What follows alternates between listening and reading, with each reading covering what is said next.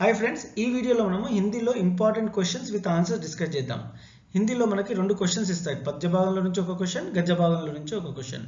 రెండిటికి internal choice ఉంటుంది. 10 marks each question. అంటే మనకి లాంగ్ ఆన్సర్స్కి 20 మార్క్స్ ఉన్నాయి. ఈ వీడియో చూస్తే మీకు 20 మార్క్స్ ఈజీగా వస్తాయి. ఈ వీడియోలో ఉన్న questions most repeated and expected questions for pre final and board exam. Don't skip the video, watch till the end.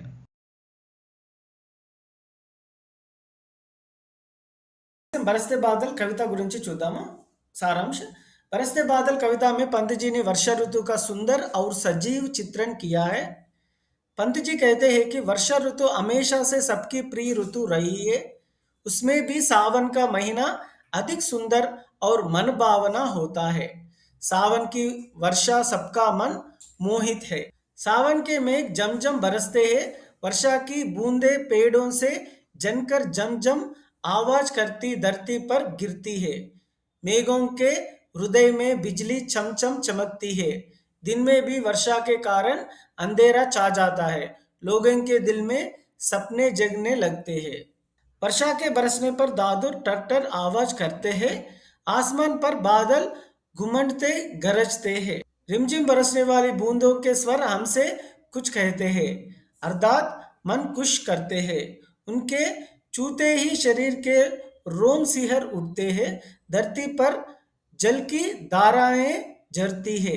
इससे मिट्टी के कण कण में कोमल अकूट फूट पड़ते हैं, अर्थात मिट्टी का हर कण अति प्रसन्न लगता है. वर्षा की धाराओं के साथ कवि का मन झूलने लगता है. वे लोगों को आमंत्रित करता है कि आप सब आइए, मुझे घेर कर सावन की गीत गाइए. हम सब लोगों इंद्रधनुष के झूले में जलने का आनंद ले. यह कामना करें कि मन भावना सावन हमारे जीवन में बार बार आए. एक कविता का विशेषता: इस कविता में प्रकृति का सुंदर चित्रण अंकित किया है. इस कविता से संवेदनशीलता का विकास होता है. कनकन का आधिकारिक पाठ का सारांश लिखो. ये क्वेश्चन अड़गिना ई लेसन लो ई आंसर रायंడి स्टूडेंट्स. श्रम और भुजबल ही मानव समाज का एकमात्र आधार है, भाग्य है. हमारे जीवन में मानव समाज में श्रम का बड़ा महत्व है. जीवन में सफलता पाने के लिए श्रम करना अनिवार्य है. सो लाइफ लो सक्सेस अव्वटानिकी श्रमिंचडम चाला इंपॉर्टेंट. श्रम ऐसा प्रयास है जिससे असंभव कार्य को भी संभव में आसानी से बदल जा सकता है. సో ఈ కష్టం ఎలాంటిది అంటే అసంభవ కార్య అంటే డిఫికల్ట్ వర్క్ ని కూడా ఆసానీ से बदल सकता है, చాలా ఈజీగా చేస్తుంది. श्रम करने वाला व्यक्ति ही श्रेष्ठ और उच्च स्थान पाता है. ఎవరైతే కష్టపడతారో వాళ్ళే శ్రేష్టమైన స్థానానికి వెళ్తారు. मेहनत ही सफलता का कुंजी है. సో కష్టపడటము సక్సెస్ కి ఒక కీ. कुंजी అంటే కీ. श्रम करने वाला कभी भी जीवन में हारता नहीं है. ఎవరైతే కష్టపడతారో వాళ్ళకి లైఫ్ లో పరాజయం అనేది ఉండదు.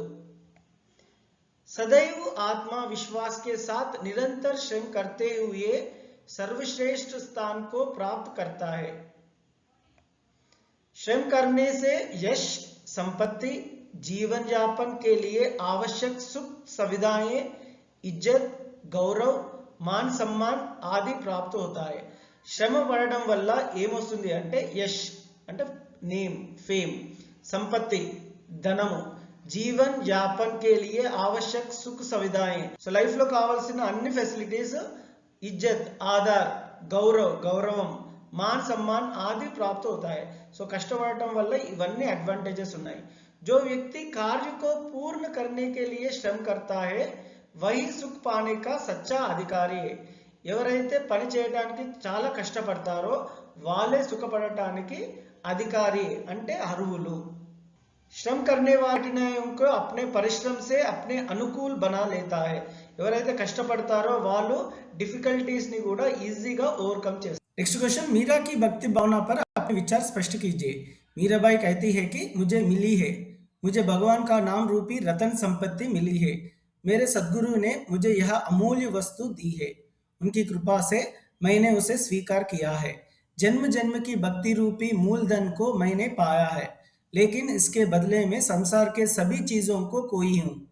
फिर भी मैं बहुत खुशी हूँ, क्योंकि इस कोई भी नहीं खर्च कर सकता है, कोई भी नहीं लूट सकता है। दिन ब दिन उसमें वृद्धि हो रही है। सच रूपी नाव के नाविक मेरे सद्गुरु है। उन्हीं के सहारे में भगवत उन्हीं के सहारे में भवसागर को पार चुका हूँ। मीरा के प्रभु गिरिधर चतुर है, उन्हें मीराबाई खुशी खुशी से गाती है। इस प्रकार मीरा इन पदों में श्री कृष्ण को सद्गुरु की कीर्ति बनाकर उनका दर्शन करने का उद्देश्य प्रकट करती है। नेक्स्ट क्वेश्चन, रैदास की दास्य भक्ति भावना को भक्ति पद पाठ के आधार पर वर्णन कीजिए। रैदास की चौपाइयों में समर्पण की भावना, दास्य भक्ति को अधिक महत्व दिया गया है। रैदास अपनी भक्ति के बारे में कहते हैं कि हे प्रभु, तुम चंदन है तो मैं पानी हूँ। हे प्रभु, तुम बादल है तो मैं मोर हूँ। बादल रूपी भगवान को मोर रूपी भक्त देखता रहता है। प्रभु जी, तुम मोती है तो मैं धागा हूँ। आपसे मिलने में मेरी सुंदरता बढ़ती है। प्रभु जी, तुम स्वामी है तो मैं दास हूँ। इस प्रकार कवि रैदास जी ने अपने प्रभु के प्रति अपनी दास्य भक्ति दिखाई। नेक्स्ट क्वेश्चन, कवि रहीम के दोहों का संदेश अपने शब्दों में लिखिए। कविवर रहीम का पूरा नाम कानकाना अब्दुल रहीम था। उनका जीवन काल 1556 टू 1626 था। वे सहृदयी, कुशलवीर और राजनीतिज्ञ थे। वे अकबर के दरबार कवि और मित्र थे। वे कई भाषाओं के ज्ञाता कृष्ण भक्त थे। उन्होंने भक्ति, ज्ञान, वैराग्य, नीति विषयों पर रचनाएं की। उनके दोहे नीतिपरक और उपदेशात्मक है। कवि रहीम कहता है कि यदि हमारे पास धन संपत्ति है तो कई तरह के लोग नाते रिश्ते जोड़कर सगे बन जाते हैं। उन लोगों में हमारा सच्चा मित्र कौन है और पराया कौन है, इसका निर्धारण विपत्ति कष्ट कर देता है। संकट के समय सच्चे मित्र ही आप देता है। झूठे लोग तो खिसक जाते हैं। संकट के समय में हाथ देने वाला ही सच्चा मित्र है। रहीम कहता है कि सबको पानी रखना आवश्यक है। पानी के बिना सब व्यर्थ है। पानी का अर्थ होता है चमक, कांति, मान, इज्जत और जल। चमक के बिना मोती, मन के बिना आदमी और जल के बिना चूना बेकार है। चमक के जाने से मोती व्यर्थ होता है। माने के बिना मानव जीवन व्यर्थ है। जल के न रहने से चूना व्यर्थ होता है। हम भारतवासी कविता की सारांश చూద్దాము। आधुनिक हिंदी साहित्यकारों में आर.पी. निशंक जी विशिष्ट स्थान रखते हैं। अपने इस कविता में आप छात्रों में देशभक्ति भावना के साथ विश्व बंधुत्व, विश्व शांति, अहिंसा, त्याग, समर्पण आदि उत्तम गुणों का विकास करना चाहते हैं। कवि कहते हैं कि हम भारतवासी दुनिया को पावन धाम बनाएंगे। हम अपने मन में श्रद्धा और प्रेम का अद्भुत हृदय दिखाएंगे। सब में ऊंचे नीचे का भेद मिटाकर दिल में प्यार बसाएंगे। नफरत की दूर भगाकर अमृत बरसाएंगे। निराशा को दूर करके लोगों में विश्वास जगाएंगे। जीवन पथ से भटकाने वालों को सच्चा राह दिखाएंगे। खुशियां रूपी दीप जलाकर जीवन ज्योति जलाएंगे। सत्य, अहिंसा, त्याग और समर्पण की बगिया महकाएंगे। जग के समस्त क्लेशों को मिटाकर शक्ति भर धरती को स्वर्ण बनाएंगे। वसुधैक कुटुंबम भावना हम दुनिया से सरसाएंगे। ऐसे सच्चे आशय मन में रखकर हम दुनिया को पावन धाम बनाने में अपना पूरा जीवन लग देंगे। विशेषताएं, इस पाठ का यही विशेषता है कि देशभक्ति, विश्व बंधुत्व, विश्व शांति, अहिंसा, त्याग आदि भाव व्यक्त किए गए हैं। यह प्रेरणादायक कविता है। ఇప్పుడు గద్య భాగం క్వశ్చన్ ఆన్సర్స్ చూద్దాం స్టూడెంట్। ये ईदगाह कहानी చూద్దాం। प्रेमचंद जी के सफल एवं असरदार कहानी है ईदगाह। यह आदर्श युक्त यथार्थवादी भावनाओं से भरपूर है। हमिद 4-5 साल का दुबला पतला भोला भाला लड़का है। उसके माँ बाप चल बसे हैं। अपने बूढ़ी दादी अमीना की देखभाल वह करने लगा है। हामिद एकदम अच्छा और आशावान लड़का है। उसके पैरों के जूत तक ही नहीं है। आज ईद का दिन है। सारा वातावरण सुंदर और सुखदायी है। सब बच्चे अपने पिता के साथ ईदगाह जाने वाले हैं। हामिद भी ईदगाह जाना चाहता है। तब अमीना उसे 3 पैसे देकर ईदगाह भेजना राजी होती है। सब लड़के 3 कोस की दूरी पर स्थित ईदगाह पैदल जाते हैं। वहां नमाज के समाप्त होते ही सब बच्चे अपने मनपसंद खिलौने और मिठाइयाँ खरीद कर खुश रहते हैं। हामिद तो मिठाइयों को ललचाई आंखों से देखता है मगर चुप रह जाता है। बाद लोहे की दुकान में उनके चीज के साथ चिमटे भी रख हुआ है। चिमटे को देखकर हामिद को अपनी दादी का ख्याल आता है। वह सोचता है कि चिमटा ले जाकर दादी को देगा तो वह बहुत प्रसन्न होगी और उसके हाथ भी नहीं जलेंगे। ऐसा सोचकर वह दुकानदार को 3 पैसे देकर चिमटा खरीदता है। सब दोस्त उसका मजाक उड़ाते हैं। उसकी परवाह न करके वह गर्व के साथ घर आकर दादी को चिमटा देता है। तो पहले दादी नाराज होती है मगर हामिद के तुम्हारी उंगलियां जलती थी ना इसलिए मैं इसे लाया कहने पर उसका क्रोध प्रेम में बदल जाता है। हामिद के दिल के चाक सद्भाव और विवेक गुण से उसका मन गदगद होता है, खुशी के आंसू बहती है। इस तरह ईदगाह के मेले की इस घटना दृष्टि में रखकर हम कह सकता है कि हामिद छोटा है फिर भी विवेक में प्रेम में अपने साथियों से अलग स्वभाव का लड़का है। లోక్గీత్ గ్రామీణ జనతా కా మనోరంజక సాధనే कैसे लोकगीत గురించి ఏ క్వశ్చన్ అడిగినా ఈ आंसर రాయాలి। लोकगीत लोकप्रियता में शास्त्रीय संगीत से भिन्न है। ये जनता के संगीत है। ये घर गांव और नगर की जनता के गीत है। इनके लिए साधन की जरूरत नहीं होती। इनकी रचना करने वाले भी ज्यादातर गांव के लोगों हैं।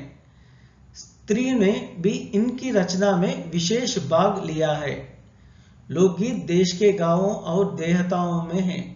इनका संबंध देहात की जनता से है। इनकी रचना करने वाले अपने गीतों के विषय रोजमर्रा के जीवन से लेते हैं। लोकगीत की भाषा गांवों और इलाकों की बोलियों से संबंधित है। ये ढोलक, झांझ, करताल, बांसुरी की मदद से गाए जाते हैं। ये लोकगीत कश्मीर से कन्याकुमारी तक प्रसिद्ध है।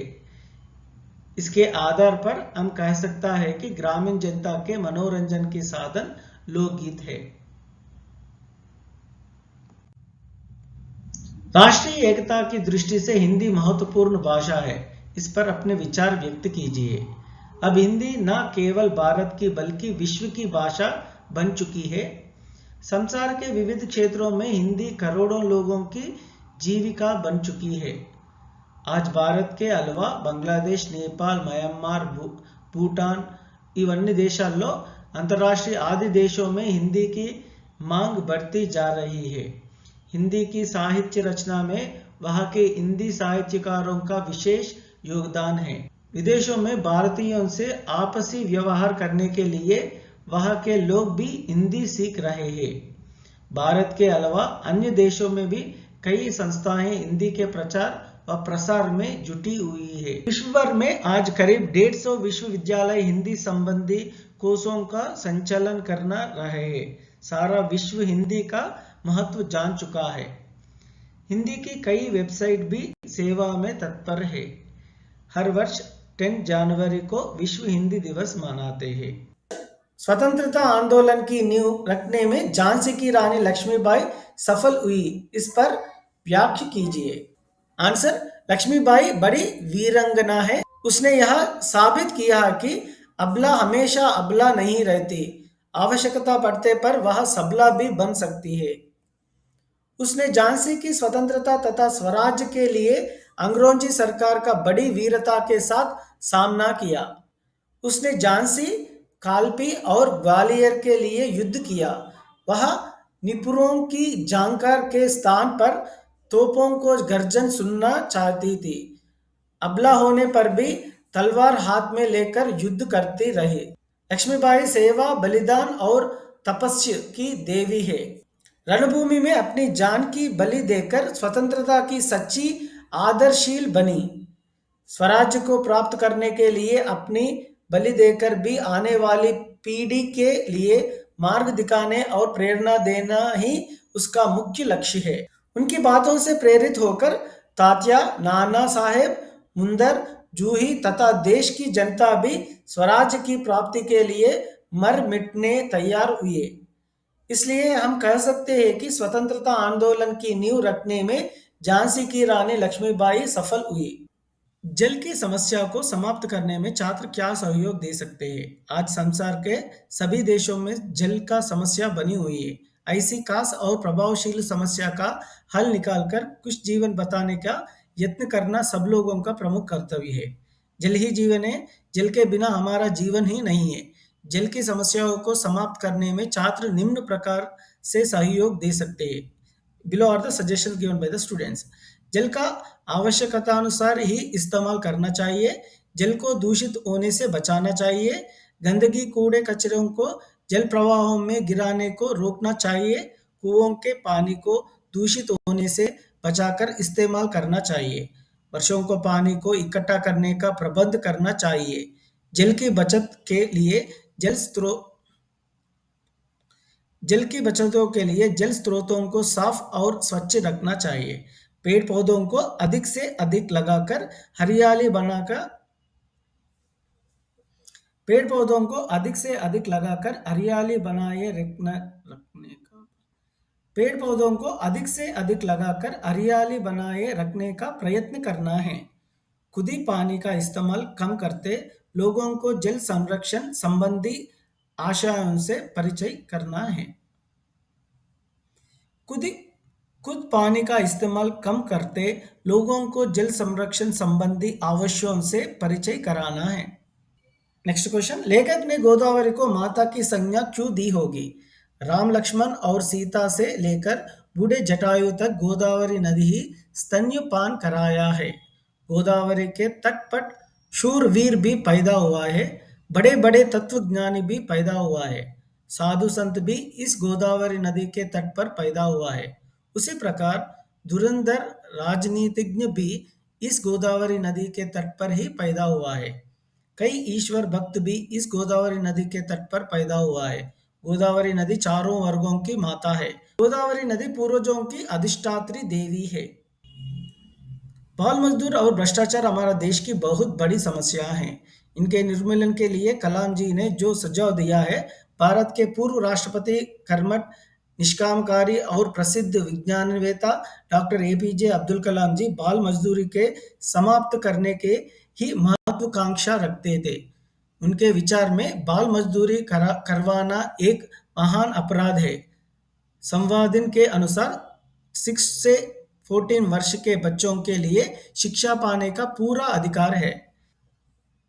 इसलिए बच्चे अपनी पढ़ाई जारी रखने में खुद रुचि दिखाएं। अभिभावकों को नशाखोरी से मुक्त दिलाने के लिए अभियान चलाएं।